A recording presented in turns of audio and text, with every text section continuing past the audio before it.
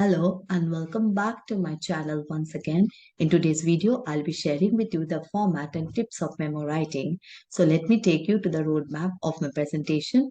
First, I will give you an idea of the concept of memo writing. Second, I'll deal with the format. Third, I'll give you certain tips of how to write a memo. And fourth, I will share with you a sample memo. So let me take you to the first topic, that is the concept. Now, memo writing is a document that is mostly used by business organization and education institution in order to make an announcement or notify their employees about a certain event, an upcoming event, or it could be a task that has already been shared earlier with the employees.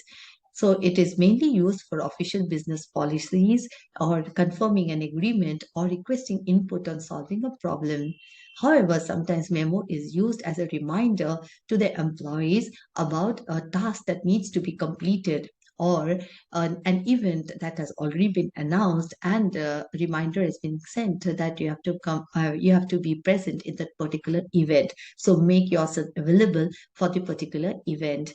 So, having understood about why what is the concept of memo and why it is written, we now understand that memo writing is a formal document that is shared within the organization.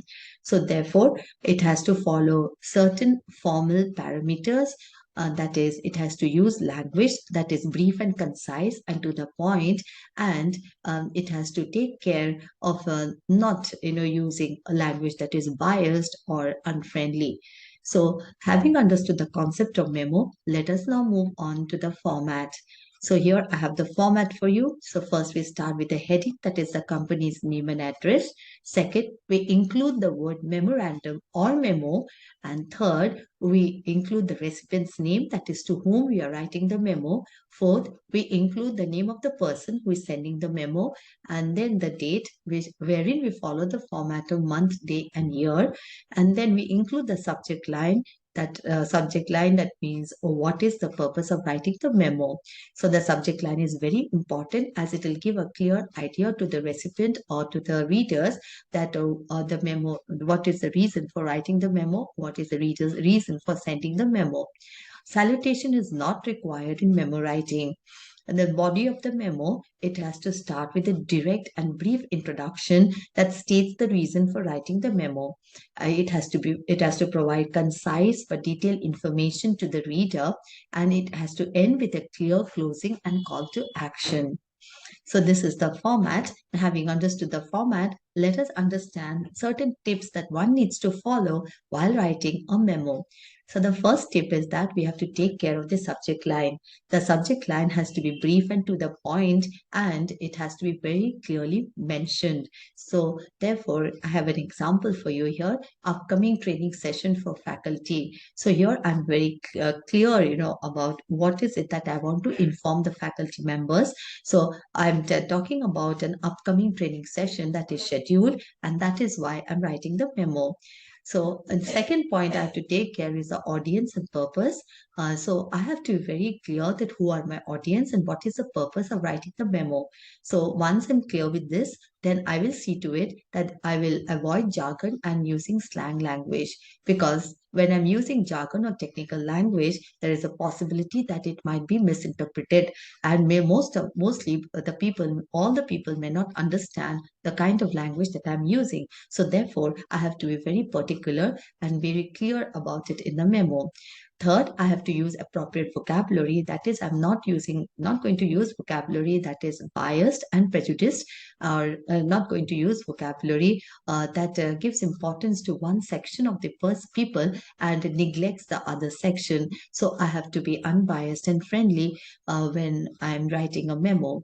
The fourth is I have to take good care about the tone of my of a memo. So I have to be objective and not disclose my emotions while writing the memo.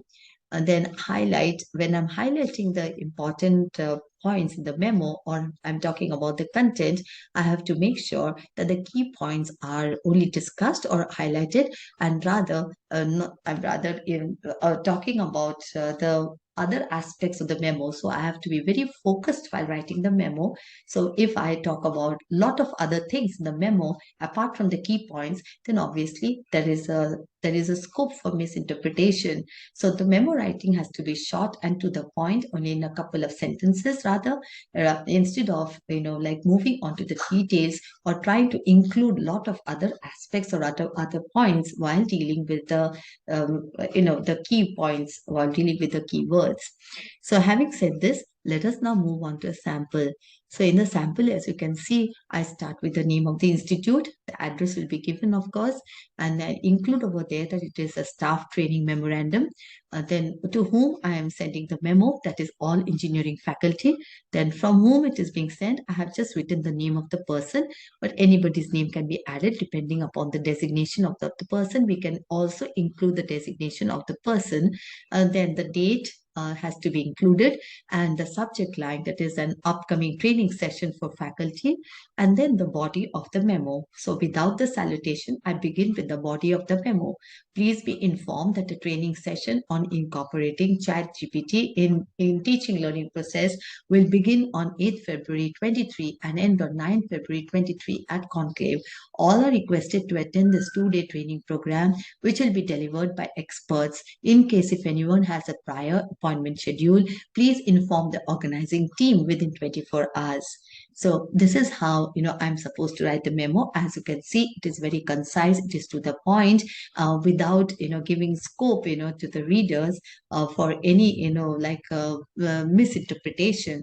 So therefore, this kind of memo will definitely have a greater impact or have be more effective than a memo which have lot of information, and obviously this information could be misinterpreted by many receivers.